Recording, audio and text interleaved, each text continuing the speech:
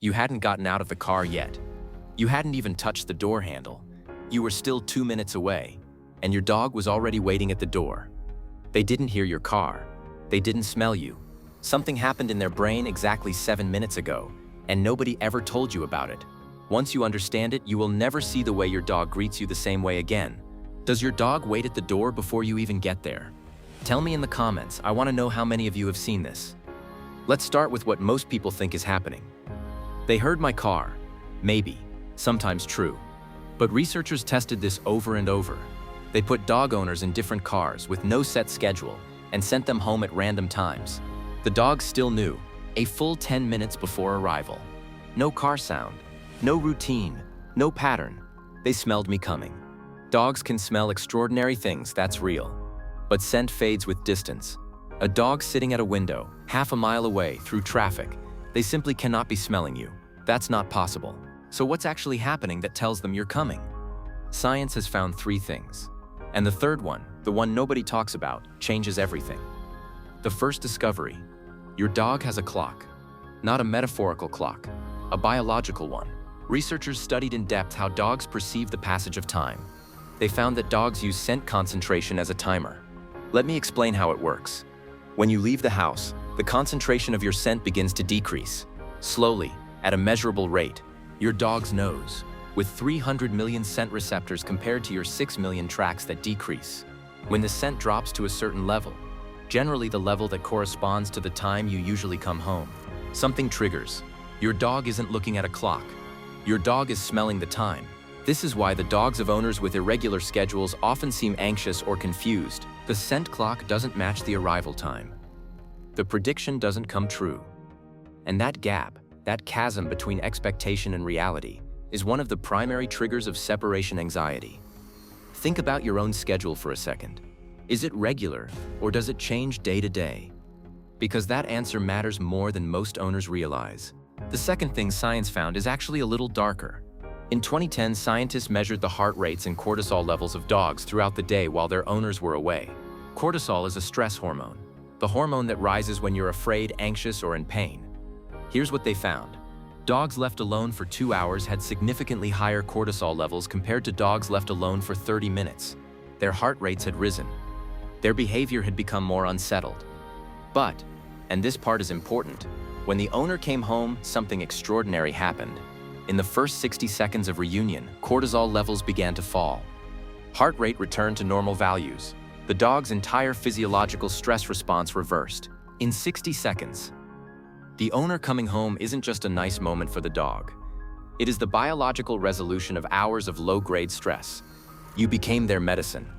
I remember the first time I read this study. It completely changed how I felt about coming home. Not just happy to see them, but responsible for them. Does that land for you too? Now the third finding. The finding that changes everything. Swedish researchers studied what dogs actually want when their owner comes home. Not what owners think they want. What the biology says. They measured oxytocin and cortisol levels in dogs across different reunion scenarios. Owners who engaged with their dogs the moment they walked in, talking, showing affection, making eye contact, produced the fastest and largest oxytocin surge in their dogs. Owners who ignored their dogs, even briefly, showed a significantly slower recovery from separation stress.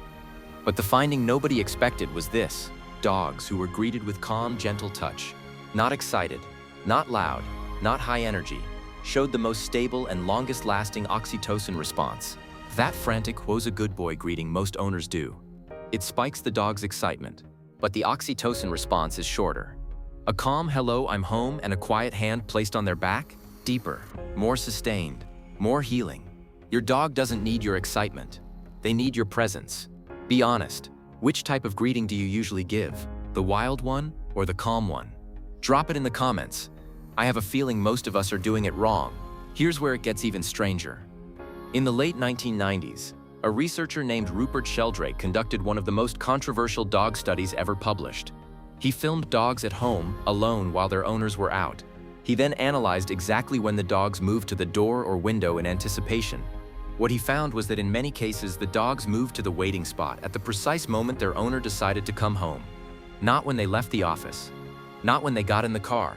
At the moment the decision was made, miles away. The scientific community debated this intensely. Some called it coincidence. Some called it scent. Some called it something they didn't have a name for yet. But here's what nobody disputes. Dogs consistently anticipate arrivals in ways that don't fully fit any single explanation we currently have. The scent clock explains some of it. The routine explains some of it, but not all of it.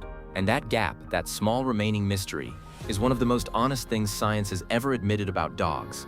We don't fully understand them yet, and maybe that's exactly the point. Have you ever come home at a completely random time? No routine, no pattern, and your dog was still at the door? Tell me in the comments, I genuinely want to know. So what is actually happening neurologically in those final minutes before you arrive? Researchers using fMRI brain scanning on awake, unrestrained dogs found something remarkable.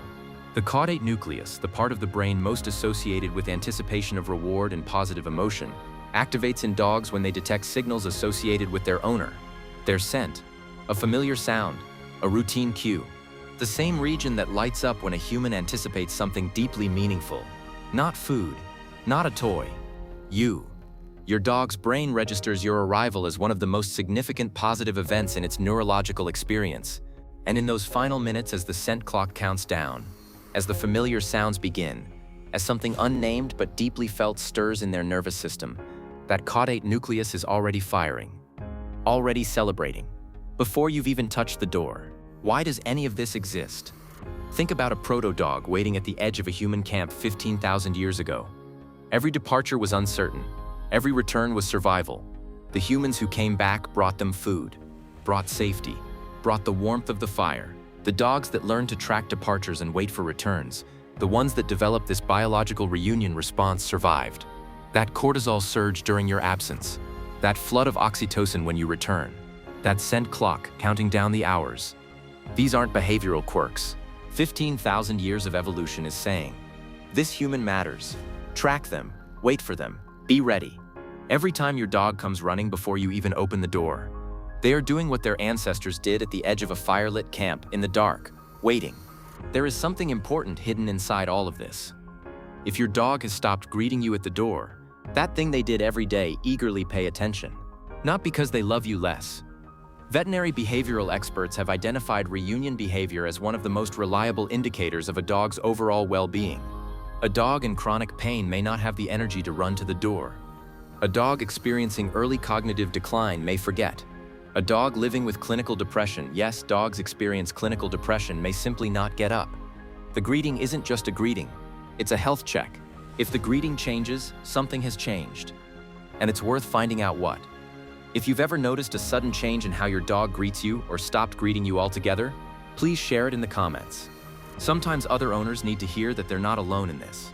So the next time you turn the key in the lock, remember that something extraordinary has already happened on the other side.